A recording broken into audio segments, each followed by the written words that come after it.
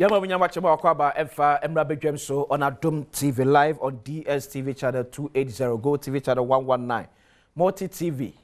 Take it boss and see streaming live and so on our social media platforms. On Facebook Adom TV and as Adom TV Extra. Oko YouTube so Adom TV. Ja comment na yenye enkenkan emfa emau. Abijafo atanase. And come kesi be di pa ba ko efa Akwatia by election ya ebasui.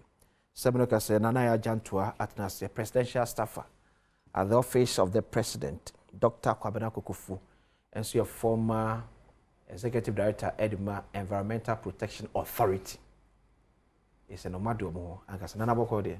Okonea na represent na major north of a political party. Okay. And you say here pa. Nana Jantua, a former general secretary of Convention People's Party, or Sergeant for Dr. Kwame Nkrumah Amanyokuno, on an almost general secretary. And was sounds be a customer from a PU. And then you could question and Munyambi, one year presidential staffer at the office of the president. And I said, one. I said, so, mammy, Dr. Kokufusu, a former MP for Bantam. But Nino Kamu, Nana Diano. Okay.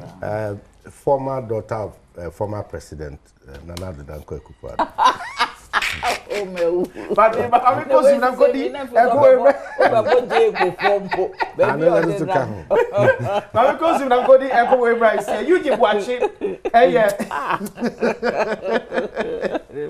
we are research consultant and analyst of Global Info Analytics. Okay, say Akwatia by election year Global Info Analytics Day report we have to do essay NDC Amiyoko and Adom Equinim with about 53% as against the new Patriotic Party Omuwini in the 2024 general elections. Eugene, what channel pay? Yeah. That's it. Now, you just say, what say NDC winning by 53%. Dear na mama for no air from 2024, maybe I'm to aba at the coin. Okay. Mema waiting for anyone for a chain. Now, me shall see free number of respondents and our sample size. No. Okay. Yeah, bisa and perform 2050. 2050. Now we know na a random sampling. Not just say at random no. Yeah, few enumerators no. Nipo umbeshiano and I will be umbeshiani be umbetimi ne din komo. And then it was a face-to-face interaction. Okay. Adia bakwa edi akotene pawo dientia nkofo kase omobeto ama NDC candidates, which is Bernard Baidu, no said 42% of them I say omuhia developmental projects. Okay. And I say impuntu yuma. Yes, intino se we share from the lens of incumbency advantage now. Omuhu ni say MP no na sedia edi kan pa ne se obekwa mrahye bedim akwakọ shemra. Now so because of incumbency advantage mindset nintino. Okay. There's a likelihood of them voting massively for the NDC candidate. Okay. So we share near Toso I walk in Yemena about 15% of them are saying say economy and the economy ninti on beto ama so and so candidate. Okay. It means say share NDC no dentia ombe winning and as NDC candidates didn't obey winning. Say share incumbency advantage mindset na not just a 42% no. Ombeto ama and I say 42% the church say massively they are going to vote for the NDC candidate. Okay, so the others no your more NDC international fall for NDC ana. But you say the others no market so maybe make it up the 53% no your more NDC that ntino no omu hia kra say o metro madwe ba bi o metoma ba ko. Exactly, yeah. Now, ade ba kwa mpe say yehu ni say ye incommodie ni mu no ye fa two factions. So committed voters. Okay. And likely voters. Likely voters here omo beto. Out of the likely voters no about 47% of them and the car say on Betuama, the NDC candidate, okay. and now 42% see on Betuama, the MPP candidate. Okay. Right? Now say you share committed voters now, and you be 53%. The person you sad difference. We share committed voters now, and you be 53% voting for the NDC candidate and 47% voting for the MPP candidate. Now you see, they now can say others no could join here. Yeah. Not just say they are going to vote for the NDC candidate. Now sympathy vote ever play a role biana? Play a role, but kakrebi about just 4% of respondents are now say they are going to be voting based off sympathy. Okay. You see, I know say we share senior about one say makwakoye na ayana. I'm say ye democracy no eni. Enti no enye me bi ana etwemu ebe prompt ana say ebe man nkrofo ato aba akọ a particular faction no esesa. Okay. Esesa kakra. Now, so we share sample allocation in so I will say about 40% of respondents no are below 35 years. Okay. So we do we share NPP votes here omunya ye ewa Akwatia in 2024 elections now. Omu lose part to be in this by election na. Exactly. It no ye bisa say omu to ma eneskumino for instance. Ombetuama the MPP candidate, which is Solomon Asumeduana. Okay. Now, you bisa sanse mfuano 69% of Omutuma and Eskumi in the 2024 elections. No, can say ampa Ombetuama Solomon Asumedu, and at 24% as Ombetuama Beidu. Not just say in Kofona anka MPP and I say Kofona Omutuma MPP candidate in the 2024 elections. No, Dodwana shifted akko NDC candidates in the side because I would compare numbers no with Omutuma Henry Wachi Adom now. 95% say Ombetuama Bedu. Okay. 95% say Ombetuama Bedu. Okay. And at just 2% say Ombetuama Asumedu. Just I will compare these two scenarios are not just say MPP for and also Omutuma and Eskumino Dodwana Akko and I said Dodwana comparably between Omomutuama Asumedu on the Henry Wachi Adom side, no, a very little. Mate, Eugene, some craft mamena mefa Dr. Kokofu, Doctor, with this research no man, a young one was say NPP a losing vote wo Akwatia as against the Munye in 2024. Mamema ahwefo tiefo nyinachi. Na me office na answer me manager no pay. Akwatia by elections. Yeah. Nim say by elections is on no ankasa na de na anytime e be come by elections na makai ni amadwene ye me ene ne a misusu. Me to me a constitution no ana say yeah battle hihye mu na say sachrem. Okay. By election basia e say allow party now say any pani film no. Na wo ma ye o internal selection and our elections now yiba could be replaced. A bebwa o man na me ase wiska. A bebwa o man na ma unnecessary tension or a political yenu akofo. Ba yenye nu ho ana yenye ne santie de wo sisi ane ye. Okay, Akwatia New Patriotic Party na your own seat no. Yeah. And sana unfortunately member of parliament in a film Mr. Kumi honorable onyame fa ne kransi. Makani say no so yentwe adwen kosi back say when your city no ahoguno so saa say ordinary abato no ya to na ya declare obi when na no akotena parliament eye manso sema from day one.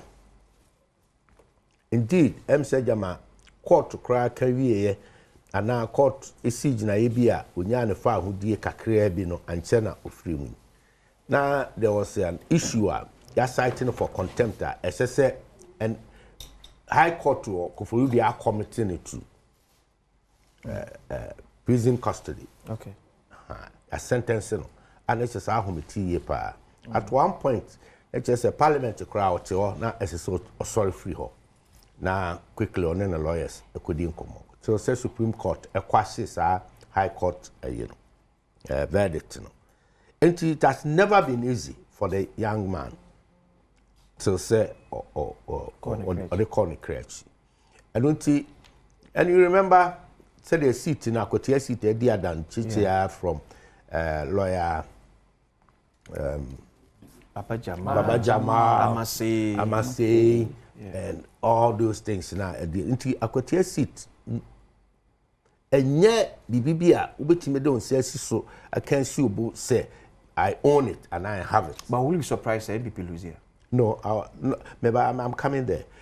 Ultimate fact will sense to say me NDC and not NDC MPP. Okay. I own it. Senior me meeting ya come bantama. Okay. But by and large, you know, sitting away.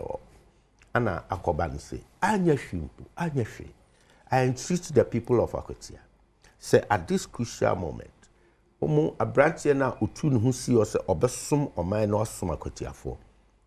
I appeal to their conscience. I appeal to them. Say, and yan to a man, new patriotic party candidate, near fan share no anymore. Mate, maybe I say, Akwatia, so your man when your war, Akwatia, Akwatia, good morning. Good morning. Good morning. Akwatia to say. Adom bibia ebo kwa no pay. So would any FM wa awbo ani ahun siesie for chinaba to that to say.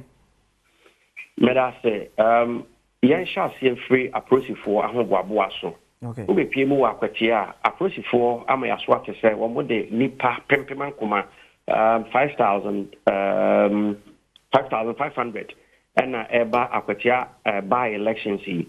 Se ufi asaman kese mechelu West Akem na uremu wa asaman kese a ube pie mu e obamna se wo ma hyase abo pempimu saa no mudi uremu abepema Akwatia boadua Akwatia ufi achim dan na eba abefa achim wanchi na de uremu wo e wa Akwatia constituency e won so pempimu no wo ho saa se ufi kedi na uremu aba Akwatia constituency ubefa e won so saa uremu aba abepie mu boadua eno so saa donkro no boadua no abewuremu and also sa pempim no ho sa na the free atiwa east no ne ade na wuramu a atem dwena se ene impactable so apostifo na bo pempim a ya o ma ho boa no kire se ampa o ma ye krado se o mebo amanfo e wa Akwatia ni mpo yen a ye ba behwe bia be ka ho asem no ye ho ban wo mo atete eye centers bi no ne ade a ya ene cameras a mo de monitor Akwatia ene ne mpeswa so mia me bo so yi ofiri ho ba ene baby awonam bi a aposifo no ehwew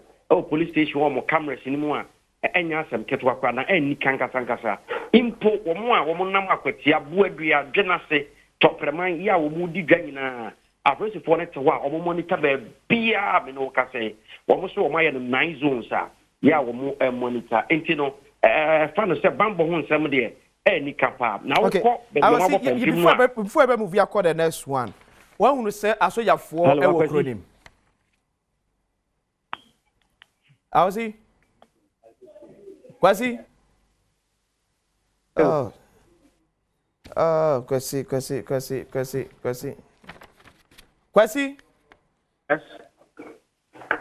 Kwasi? Hello, Kwasi me talk out. Na me say one who asoja for ewo Akwatia.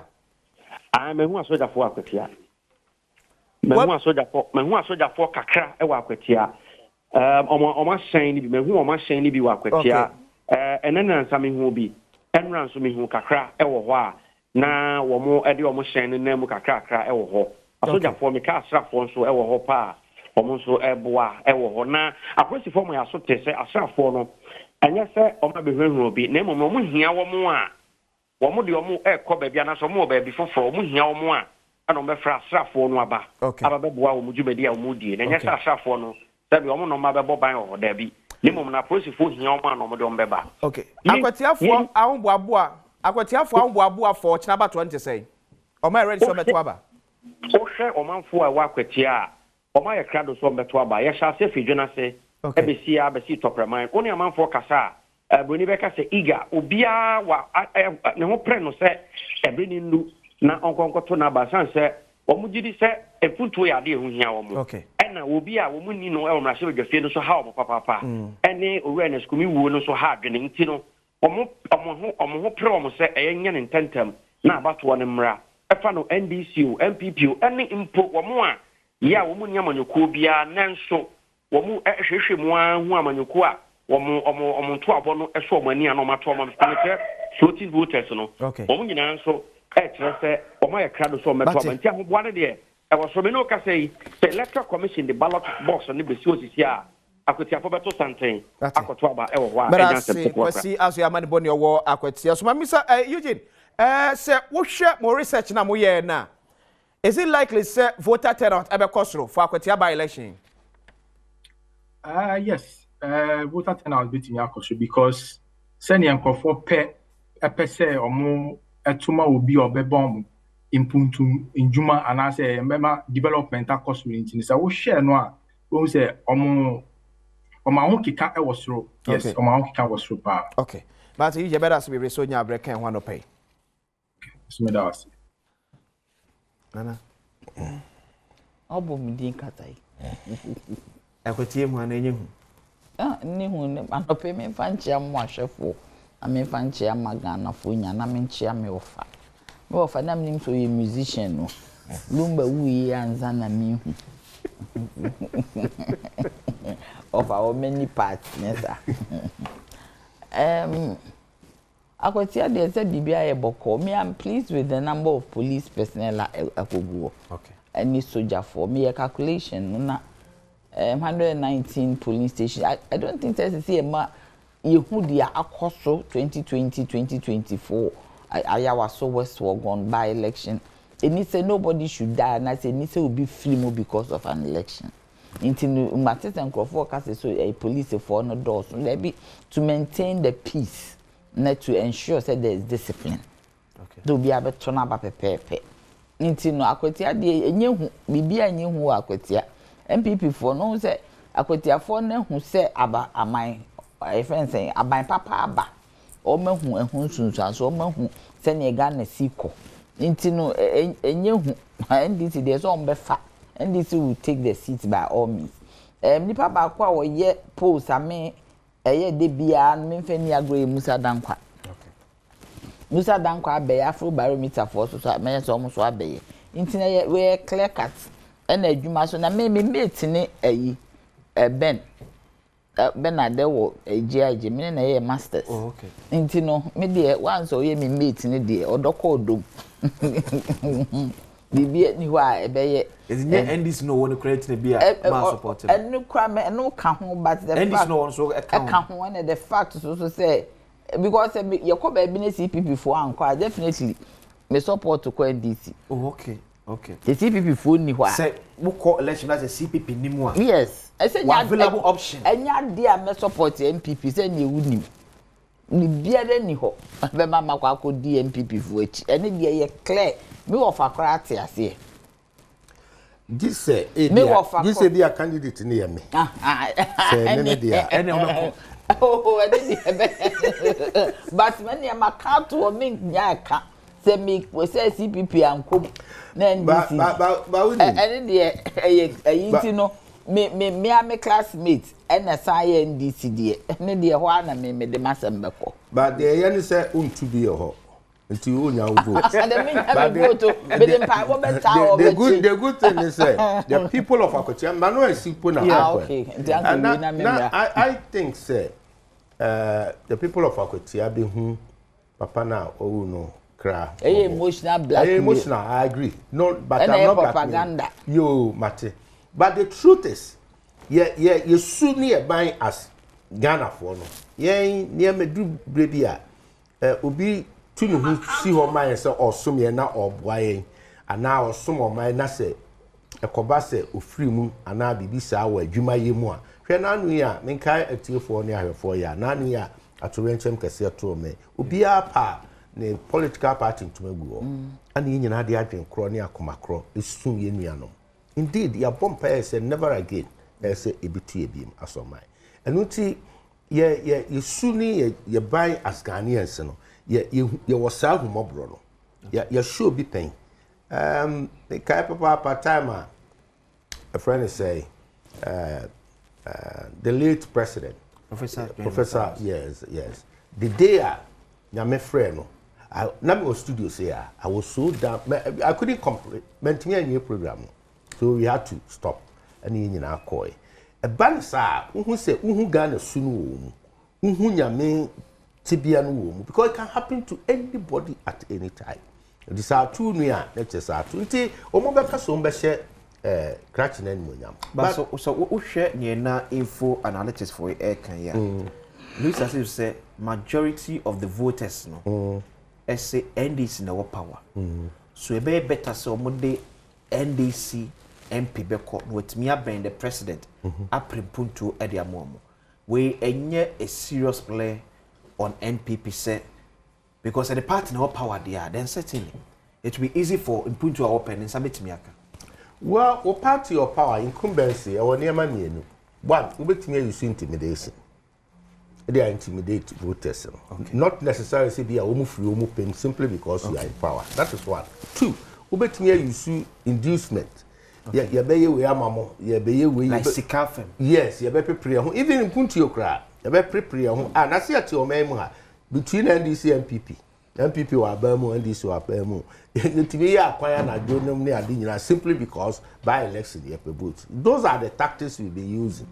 You're wrong. Or tactics. No, an NDC in government. Also be a rude. Yes, because who could be a yine. DVL and the president. Oh, they are part of it. And you're part of it. Oh, fine. But you see, yes, war incumbency. Advantage or party or abemu nti ube MP ube there. There are a lot of MPs, only NDC MPs, and they are crying. Ne omusu ma. Omo kwanya na yewi. They are there. 8 months. They are in office. Oh, NDC MP. NDC MPs, they are crying. Ma. They open so they can't. Ebinu fa phone ne road minister kunde biara. Any a day. Omu kwala eto abama omu ya phone nyina adwuma. These are the questions, these are practical questions you must know. Enti ye to amano because you're under the party wa bemu na oba wa be ya kwan. Busa ho se wo mo party wa bemu. MP a wo ashama ya na kwan nyina wi. MP a wo domi kwa benya fo anya de ompe nyina wi 8 months. So it does not go that way. Se wutie bi num so a omo se yewura na asumadu MPP candidate no. On near bemu no mehwe kra.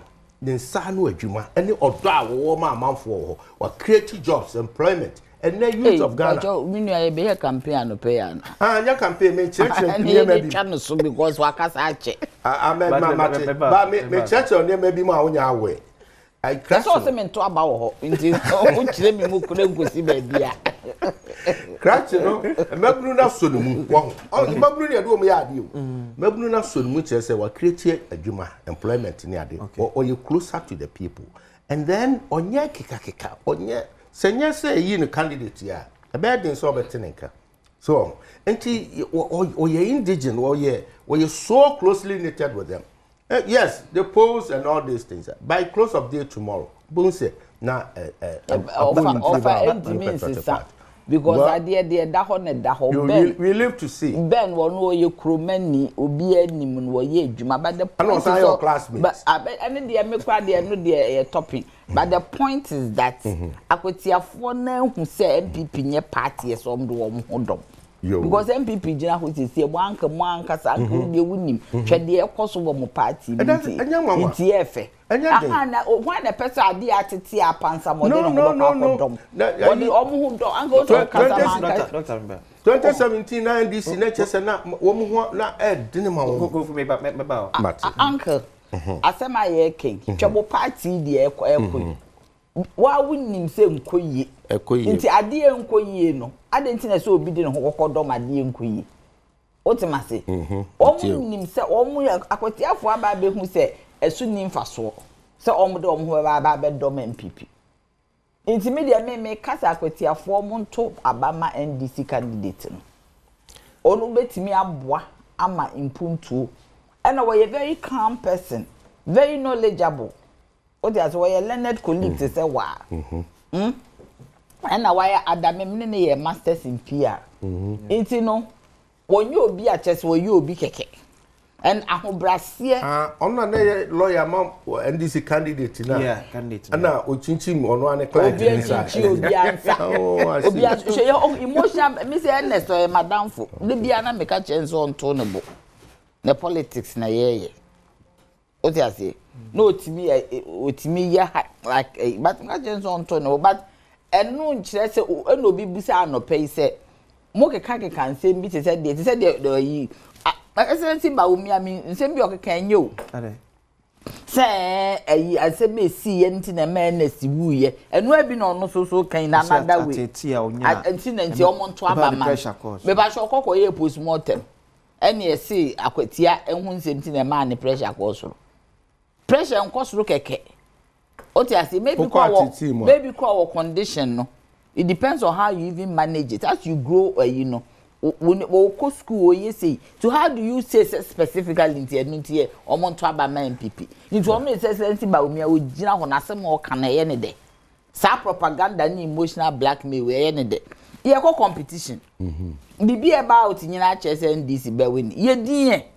afi nsem we na abako ka the end of the day no be man krofo na adwene asesa eyi obi aya say neste wu me ye me ya pa it came as a shock to me and everybody but me see na me catch Akwatia for say nka o mane bo ama wo ho enne anka o ye campaign as director of elections o ti ase enne woni ho ndi se sa na ye ka de a o mo so nhwe se ye nua no kokoye Ghana adwuma no wo dwene se ne o be stop galamsey Akwatia so say ye go town galamsey ni bi wo ho anka ye nua no okwa ye adwuma ma galamsey a stop ya ma environmental degradation anka otiwe o environmental expert so otimase ama na stop e na odi eye de ko free mu ye lose ni se na Akwatia fo to aba eso o mo hwe enye onu na ejina o ba ne party omo hwe o ma ne bo ama sacrifice yes if eastern region sacrifice yes save ka sacrifice why ye a hero omo nipa omo area region no ba this year wokwa sacrifice okọ na Akwatia fo nyina aka ho galamsey aka ye nyina aka ye nsuo yare nti so mo beto aba sesa na MPP fo ka nipa anke ye ka de na nkoma ne bo ama ode ne life see ho so be save Akwatia mind from galamsey enu na yen kai no e wa Akwatia ho ultimately because he sacrificed his life and then kiye koi anka wo ho but ene ye bodi a yesi deputy director of elections na kasa ye before anka o mane na kasa director of elections but ordinary bra ene ne life ene ne bibia to ho so obe save Akwatia through galamsey because galamsey nya de papa but when you say unfortunately because I start to be corrected though the two candidates maintain so be a can come betimi afa so abo am ye deal with galamsey Akwatia ase bia wontie ben de waka me kura uhia na okan odin hihye bi to ho enu me fa meto enu se ne yesenyem hodam to aba but ben de wa bosso se ne steps so be deal no osan de kan ho kura se so be ona omane adwuma o ye no so onya sa akonwa na so be deal with galamsey Akwatia deal with galamsey oba boa me kura mpo se me de me ho ba be si ho na ma boa advocate galamsey yes because why ultimately say me dey me madwin nya ne say ko mining kura ye close mining bibia akese ne nketo ani nya you supported that a call for a state of emergency for the state of emergency so they almost within the area me dem see ye close contracts ye close mining I near to your boss international ye nhwehwem ultimately contract bia on mine because you see there and say sometimes no galamsey for illegal for say go into the concession of the legal ones okay so ultimately it's a closing ye hwe me nyina no for another conversation so ultimately mine bia ye hold you maybe 4 months 5 months yes it's bringing us money but it's also killing us ni nhwehwe mu ye ni anya nhwehwe kama ni ensan open they said you closely fishing for a unit yes me feel say see it me yes sir but I know there me madwene okay nim dey buy adwene but me madwene dey me feel say sa na ye nye no but Akwatia the NDC be win MPP poll one poll na dey no kra da ho me ti bi do pa cho wo fa adamfo na sema ye basa wo fa adamfo na sema ye basa na wo koboa no That's all per benefit if you be an answer my but I heard the MPP I say I am so busy Kufusi or Tanasia Wusu. Because the MPP I say need the Yahumete. So one man can say Nipa Momo support no.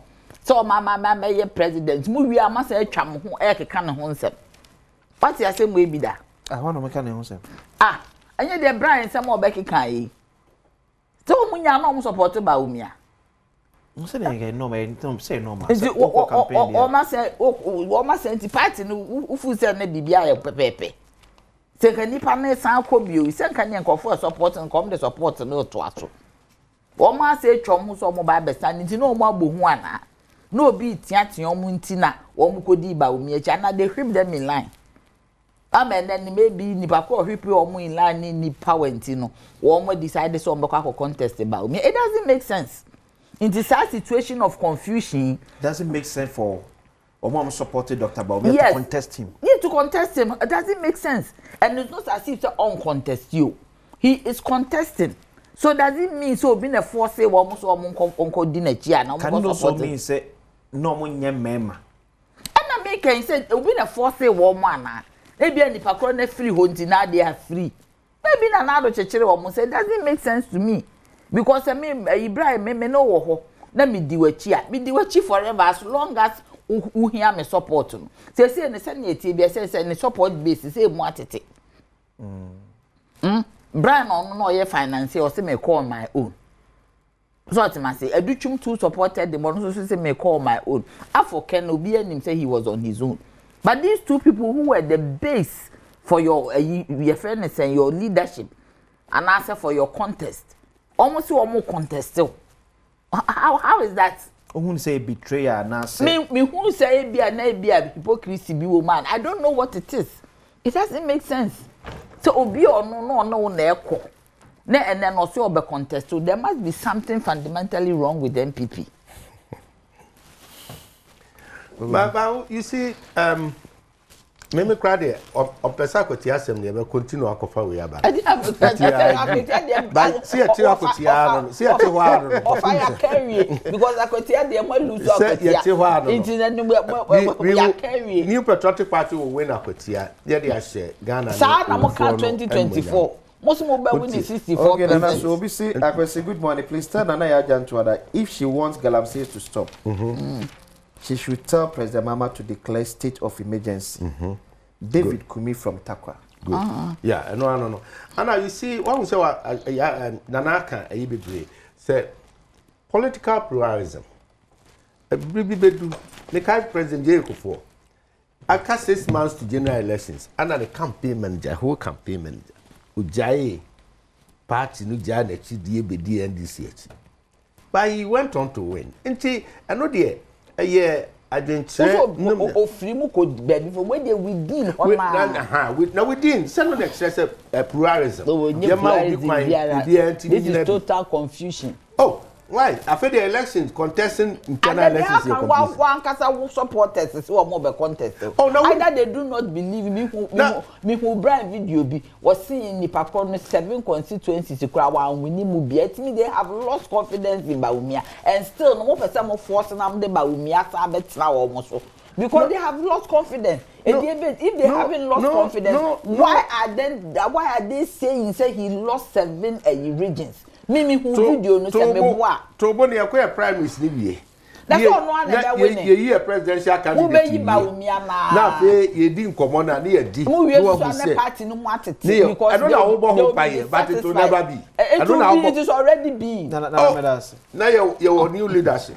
Leadership na new national leadership. Na ya tutu ne ma na ya kai ho abom. Then we see people like Nanaya Jantuan coming around. Come do what? Now, for me, General Secretary, Mefra Woman. Me buy him of assassin, the men from Mac. Send me bam. I have said, Minkaso Beba Party, but maybe a General Secretary for New Patriotic Party. Nama fro nam se nana brana ye mon komo ka komo wo de be me nu ni komo bo efie komo na te bia wo si bibi asin ye nkoka fie komo na nye party komo me interested enti me fro nam si fie komo na aba na ye bon komo na ade na that's how start na nko ya meja ho ye bon komo na me ifie komo na ewie na me catch us say baby edru no my candidate is winning into boa na me candidate ma boa ma candidate na me agrade papa Yesu na Dr. Bawumia yode Dr. Bawumia be oh ni ase one crop ne crofo no kra mpe no ni ase me so o maka no no ane crofo no mo mpe no okay o mo pe no anko no ane na chitaafo aye den e contesting mi hu bi da oh de bia mi hu bi da te se wunua e pa akonya na wo na se se wo bo na chidom na ase wo so pa akonya no oh na de bi se ya kwasi boa me I said Dr. Dufo so supported President Mahama 2012 yeah o se Dr. Dufo so supported President Mahama 2012 yeah or contested President Mahama in the subsequent NDC primaries Kojobosu was appointed Speaker Bagben. Appointed there. Speaker Bagben. Bagben when they were all in line for I'm saying it wasn't that which I say. Obi said Dr. Dufo, then everybody knew say your friend is saying he had an intention to. What's a candy and the men can't. What about Bagben? Candy and no say men can't. I haven't said anything about Ken because but the point is that Brian any educhum they me I'm trying to say na metro ekomano enso efa emrabe dwem so on Adom TV because say computer Ghana say and now per computer papa o maso ye na e wo say ye TCL Sony Bluetech sensor HP Lenovo Tecno eneke ka ho a computer Ghana na akwa benya laptop computer nkasa na ye papa beche edi amawo e o makachi na ewo so all kind of TV sets, home theaters, fridges, freezers, gas cookers, air conditioners, microwaves, and the eke kanwo enjina. From 0302 752 020 0302 752 020. Now WhatsApp mo 0243 143 143 0243 143 143. Compute Ghana Prime Week. Also shops, smile and repeat. Nana. Minimum sir homo war issue. No, any see yes sir. And I current I say it's a too simple. As I said, who can actually or more share minua a friend is Adam Bona. They should start I don't know more try now. They should retrieve some of their arms in the system. One say Dr. Maneboama just before I Yankopon a befa no call nchi.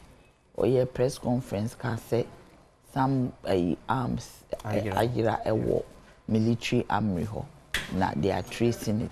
I think say yen twaso because civilians have arms na omodi kum nipa keke military ni or na say police is force ni okuta arms that we know how to use it because we are trained to use it the way aye kunkum ye ho no enye and as our factions gang no be too much what you say little patches of sanema we no emwa ekrobia mpuntu inti no me believe say as I say e bibia dialogue because nipa no ko twetio na as it moves or license ana abrochi anza na abetwetio na akuta license so ultimately so they should fish out there ya manema bia ejemu dodo nya nnanko a enure nyina enure chi na sa nema we nyina ewo ho intini be for politics kura film na ye make sure say these things okay bibi na me yem sheme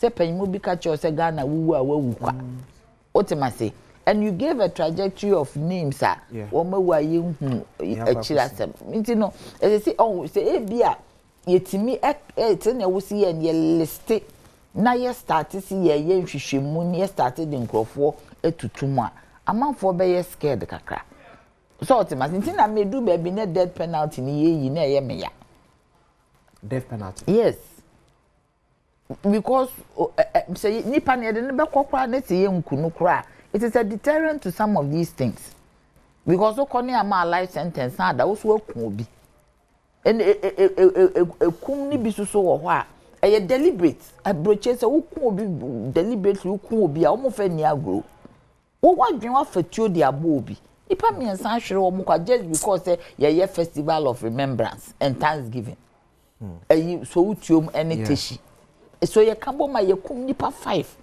These people in their productive ages, omo for the development and the resetting of this country. Na yetimi eku omo saa keke, omo family, omo wo busua. Obi okra wo ye breadwinner. Until me believe that the time has come. Now institutions in charge of star arms. We should go down and find out baby arms in the shishe. Now you dealing with it because I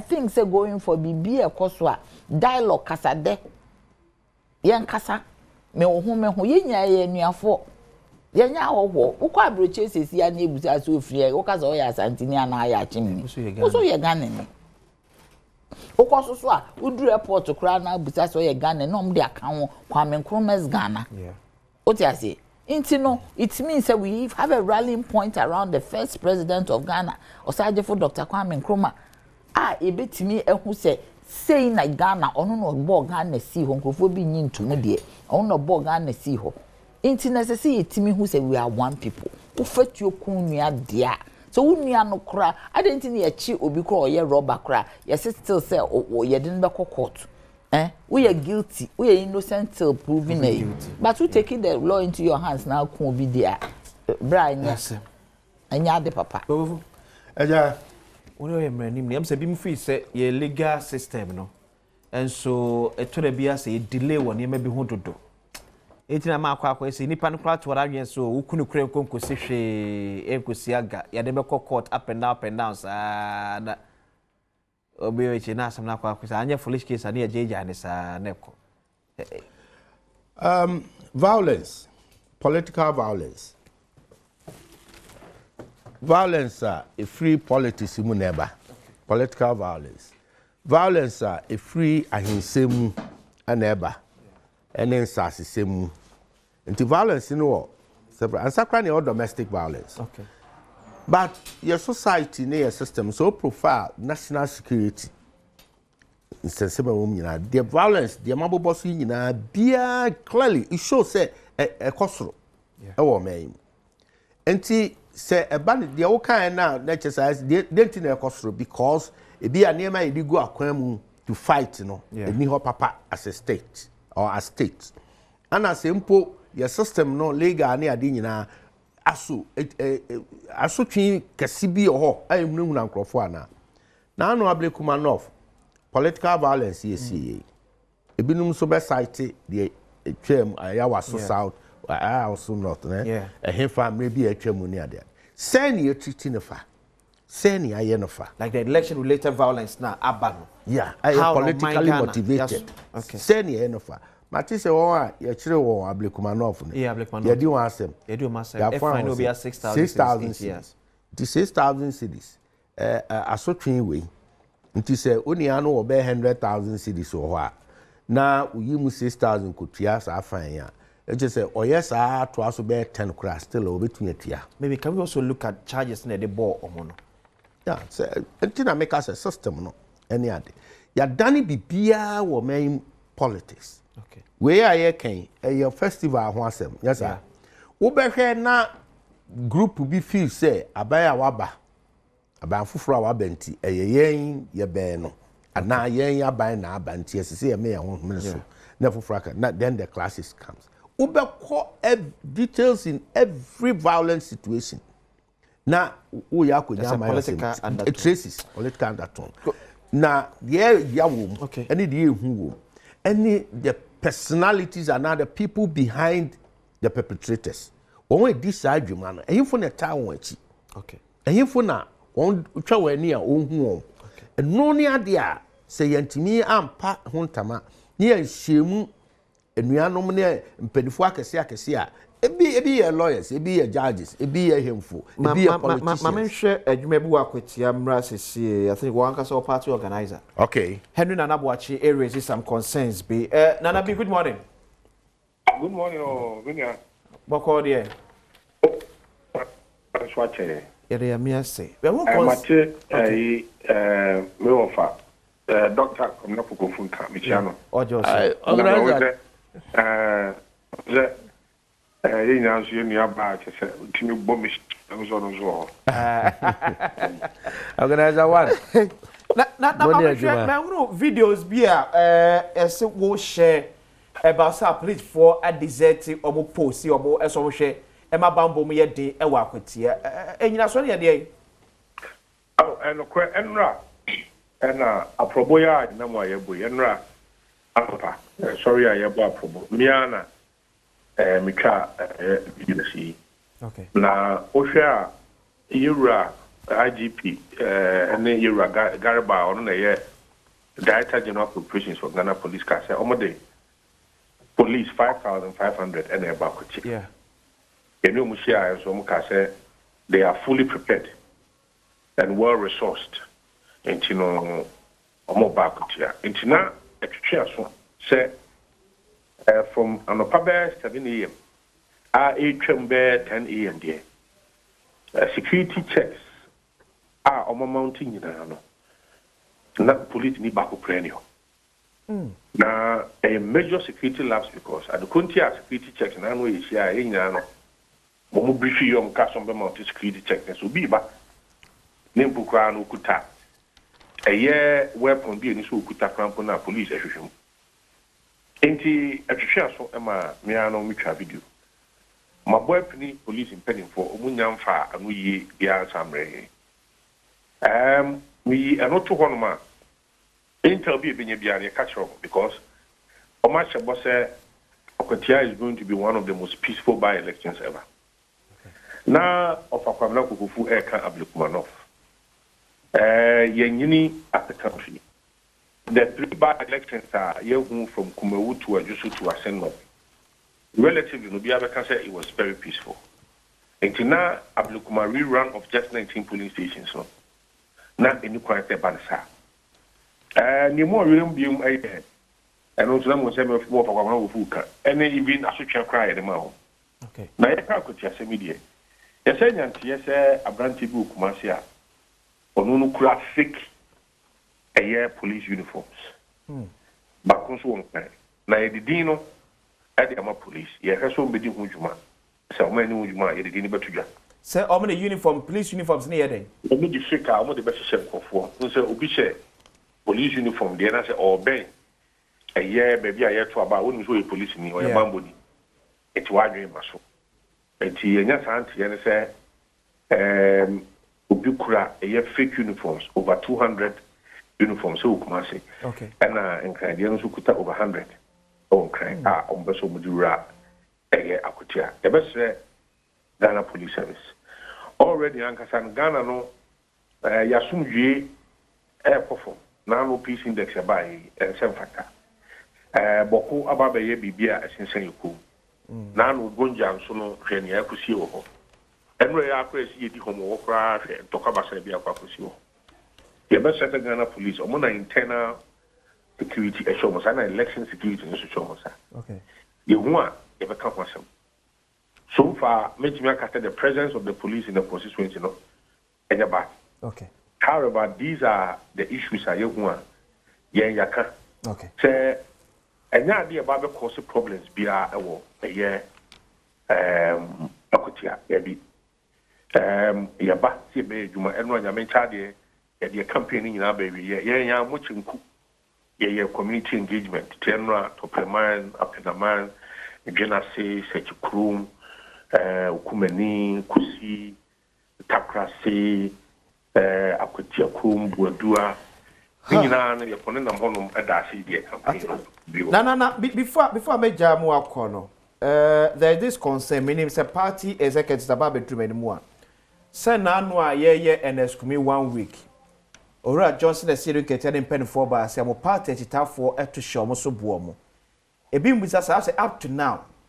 The NPP as a party and condemn a star act. Oh, Nidikai, and Yano Cressa NPP for to show us, and Yano Creda. Okay. Near Tossum, you know, Mimi Nisa and this for no mobile yebi. Care and Yamam, you know. You are Mamro, Ghana, ye BBA, Mamre. Na de se me wofa ene menu aba pania omunyina wo studio yi omuni mamamre hwe entade a na hye NDC for omo de ba it was so pathetic Mustafa Gbande che khaki brown top and down bi no share cream color bi na no a omunya atorenchem a yin ekuja omo ewo eye omane bo amafiri mu yaya eye ofasapo firi mu yaya ene NDC pennyfo bi ni army fo yi ekoye kenya yesu na wono yeye de share da fom ye the gold plated card invitation card for the abremo munim said that say and 1 week and one let's say in 40 days na tell the require no we he crash obia why no shop white to pink it is already the kromania no e da say true and as kumia boso na omama na nya home enipa ho bi ni aba over 2000 votes and then yamin tell the NDC for God mu kuta over majority mutu abranti ya boso ade ode meni ni to kwa for Belgium ansa na yeba meni ni ti play mu nyina na abranti isugu ne yam it is a mo say ba na yi na ye wo se no katia ansa na nam ne minimu so sa ne san bia no ye yo political campaign platform fa Mate it na nam na ho obi na omni Nana, when you Mr. Hold on, Kakama says, Mustafa saw a response be to Asamoah. Okay, Mustafa Bandi, good morning. Mustafa, good morning. Bandi. Hello, Mustafa Bandi. Oh, David, Facha, Mr. Mustafa, to me, you know, so it Nanabi. Yes. Mustafa said no money on campaign grounds in from so what kind of life is this? 81. We see one that to share a serious case as many NDP. They only protested against the inappropriate actions of the Sidon Ketia. But Mustafa, good morning. Hello, Mustafa. Mustafa Bandi. Oh. Hello, Mustafa Bandi. 230-645-26. Hello, Mustafa. Oh, Debbie. Mustafa. Hello. Hello, Mustafa. Yes, sir. Good morning. Good morning. Quick one. Before I call Akwatia a main election, and now I'm more call NSCUMI 1 week. Nana bi raise concern say atade a mo share the Bible kwa na nkyere se mo ye obi a awrewa ka ba no ma bisu yo we obi a why confusion o ka ta asem no ni mama mere ni mama ne 1 week enye ye 1 week normally ye da isi ye ye discuss ebusianfo agree on ye dane ade nti obi aba le kaka de bebo no o de abeboa see, Nanabi Kasana or Kanojazo Nima Mamret. Number 2, Yen quiet and Yan said that year quaid. We've been in Akwatia for 3 weeks. Yawaha, Anna, almost say 1 week. And the crowd in a piece Saturday. A Thursday, and and 1 day vigil. And I walk field, and who said, Friday near 1 week. And in fact, there never campaign crown national chairman Fred Yen said, no call up in a mind for rally beer, Yashaman or Honor. Okay. You think a national organizer name, like a general secretary crowd call, by general secretary to call baby. Any kind of or we are but yet you want to be a mass father. They have been a fair representation of the party at the funeral. See a quiet, national organizer. And the Deputy National Communication Officer, Apugan, and regional executive, MPC, didn't acquire. You call ya, ye church, and saying, the opportunity. You try TV, ye. But you treatment now, opinion after we. I suppose what we the only omna, call your client for the Munti, omna no much ya, and I got to a master. I know both we are by. And Papa on take share national chairman of the paper, yet the neighbor back. And MPP for the body of Susa, Nama, a bit more, a good four. Oh, yeah, El Patana. Okay, so Mustafa, with that one, no, part of my report to the Ama police for. Yeah, I mean, that one is for the police to deal with. But my official report. Roadside Casa because atade a na ehye no no no hwe Okay. ana ba ye ba no wa mamre mu si e ba bebo no no no hwe But as Mustafa Bande Deputy General Secretary ma NDC Amanyoko *281# option 4 mama hwe nipa where we na make out say o can breakfast papa de noa any Quimby's any breakfast papa is a Ghana had you be adia to mo Kwashiman opposite Macedonia Methodist Church from 0244 362 256 0244 362 256 and 020 897 1019 020 897 1019 Neji breakfast be up biano Quimby's baby Eddie amount 81 every 1,000 cities and pay *281# option 4 5 4 3 2 1 number bay and every year my phone number entry 0244 939 ** 0244 939 ** when you 1,000 Ghana cities and pay and you just have it about to any amount o 3 enkwa ya make ka fa koye are pass e betimi nyan so a fa ogofu 30 seconds na yenko 30 seconds pe yenko anyway anuanu ma Akwatia me tie me organizer national organizer and I be one anuanu my idea papa anuanu ma Akwatia once again I appeal to your conscience ene makoma mo amoba mo somfu bibia mo ofase ana onyame ato nsafre no abra osommo na waje ato no so obesommo mo enye na enye fe na yemto aba na ma new patriot party candidate Mr. Asumedu na yemfa share ofo na animonyam na onyame ene beje ho me kono mame COP Lydia I say CID Director General of CID wa shega na in Africa COP yamamu na CID Director General no wonim say COP a friend say Dankwa but I say Dankwando Fachabe I'm Fortina Kofi Zuzu ayepe so happy birthday and Miss Florence Owusu Ajima na birthday I wish you all the best me did akwasi is yamin ka akoso hwe Adom TV bedwam ni makra